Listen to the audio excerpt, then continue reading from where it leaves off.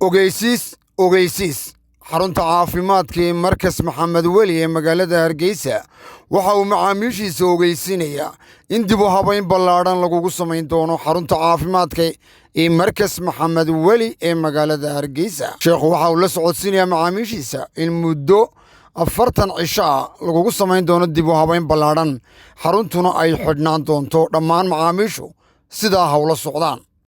اللهم صل على سيدنا ونبينا محمد ثم أما بعد وحنا كان uga mahad celinaya ilaaha fadliga iyo dheeraadka uu sugnaaday ee adduunka iska leh ee sidoo doono wax u qaybiya ugu horeyn halkan waxaan ka sheegayaa in aanu markiskii aan doohayn ballaaran ku samayn doono muddana aanu magaranaysaa ka soo shaqayn doono maadaama doohayn ballaaran ku samaynayno waxaan go'aansanay 40 cisho aanan ka shaqaynin halkii hore marka ilaahay idinkiisa halka waxaan doonaynaa inaan ka guurno dadkuna waxba yaanay ku soo luguyn baskii Oktoobar iyo xaafadii Oktoobar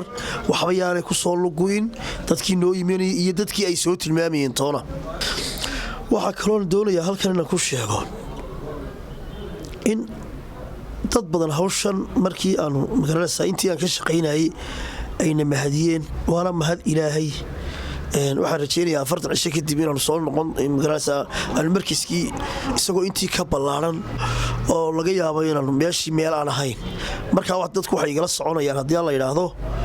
in TV iyada khaasatan TV-ga bulsho alxamdulillah rabbil caalamiin markaska maxamed weli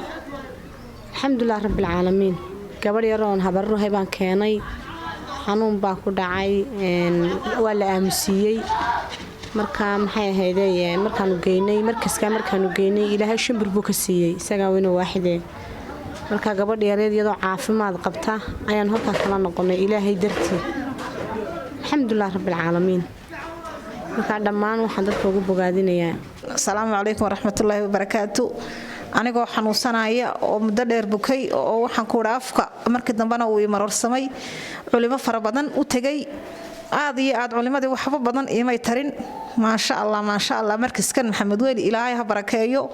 إلهي علمك إيا عقلك إيا عبادة انتبه الله بركايو ودعينا آديات بنو دعينا إياه وحي فاهفاهنا كلا سو حرير عوانا دا يتلفون دا هورتا دا